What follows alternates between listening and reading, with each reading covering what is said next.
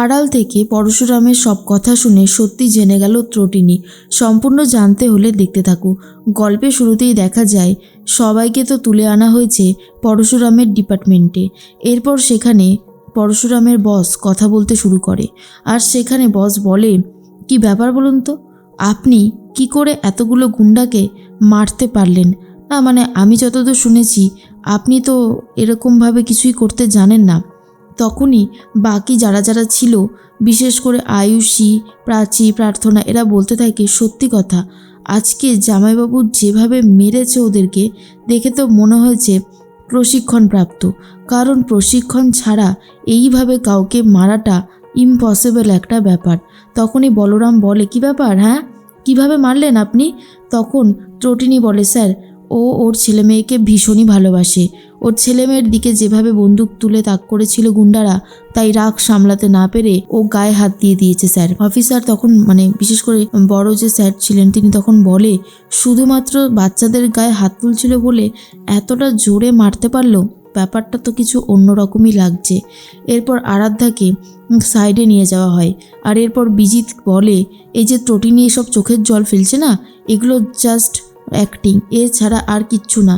তখনই আয়ুষী বলে, তুমি এটাকে অ্যাক্টিং বলছো কেন? আমার তো মনে হয় ছর্দি ভাই সত্যি সত্যি ভয় পেয়ে কাঁদছে, এটাতে অন্যায় কি আছে? তখনই বিজিত বলে, তুমি তো জানো না আয়ুষী, তাই এই সমস্ত কথা বলছো। ডাউট যে আমার কবে থেকে হচ্ছে এই ত্রটিনীর প্রতি, সেটা আমিও খুব ভালো মতন জানি। এরপরই বলরাম বলে, আর এই যে ম্যাডাম ত্রটিনী, আপনি কি করে গুলিটা চালালেন বলুন তো? আপনি ট্রিগার কি করে ধরলেন?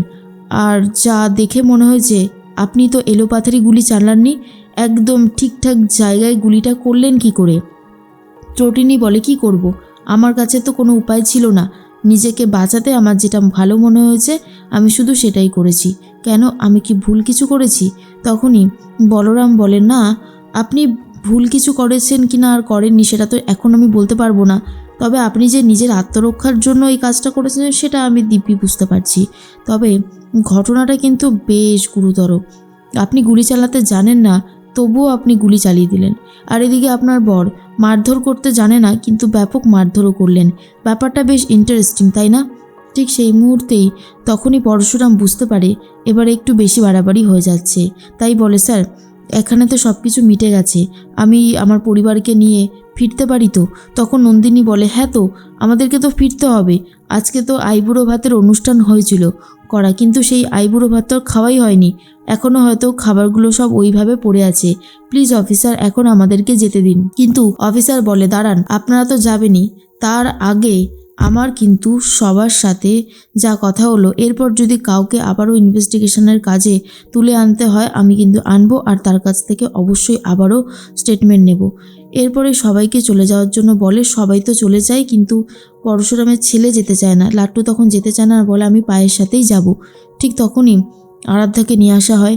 এরপরে পরশুরাম বলে, ধন্যবাদ স্যার, আপনি যেভাবে অ্যাক্টিংটা করলেন, আপনি যদি না করতেন অ্যাক্টিং তাহলে হয়তো কিছুই সম্ভব হতো না, আপনার জন্যই সবটা সম্ভব হয়েছে।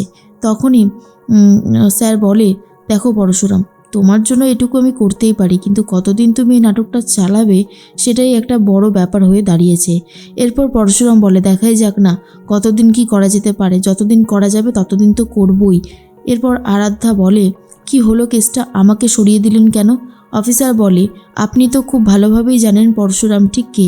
আসল পরশুরামের নাম যদি বলেন না, পুরো পরিবারকে শেষ করে দেবো। হ্যাঁ, কথাটা ভালো করে মাথায় ঢুকিয়ে নেবেন। এর মধ্যেই লাট্টু আর পিকো বাড়িতে চলেও এসেছে। তখনই লাট্টু বলে, মা তুমি এইভাবে বন্দুক চালিয়ে দিলে, তুমি দুজন মানুষকে মেরে দিলে মা, আমি তো বিশ্বাসই করে উঠতে পারছি না যে তুমি দুজন মানুষকে একেবারে শেষ করে দিয়েছো।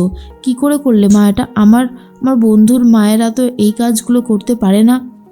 এরপর এই লাট্টুর কথা শুনে ত্রটিনী খুব রেগে যায় আর বলে, চুপ করবে, এ সমস্ত কথা আমার একদমই শুনতে ইচ্ছা করছে না, কেন এই সমস্ত কথাগুলো বলছো?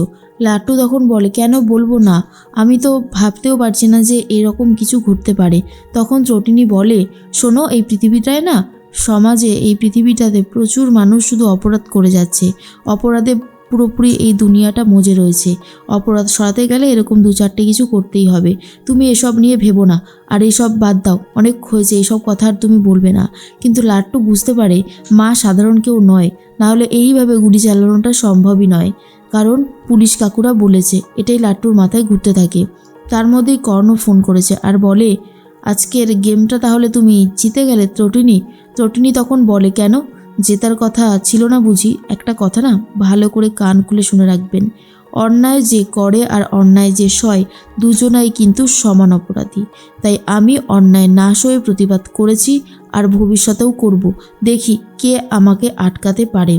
এরপরে কর্ণ বলে, তুমি জানো না আমি তোমার ঠিক কী করতে পারি, সেই জন্যই বোধহয় তুমি এই কথাগুলো বলছো। ত্রটিনি বলে, আপনি আমার কোনো ক্ষতি করতে পারবেন না। আপনি এসব ফাঁকা হুমকি না অন্য কাউকে দেখাবেন।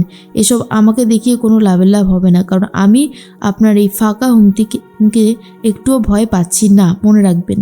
তার মধ্যেই ফোন কেটে দেয়।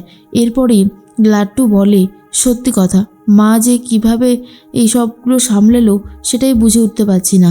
সবটা কত সুন্দরভাবে সাজিয়ে নিল। এরপর বলরামের সাথে কথা বলতে থাকে পরশুরাম, আর বলরাম বলে, সব ঠিক আছে তো?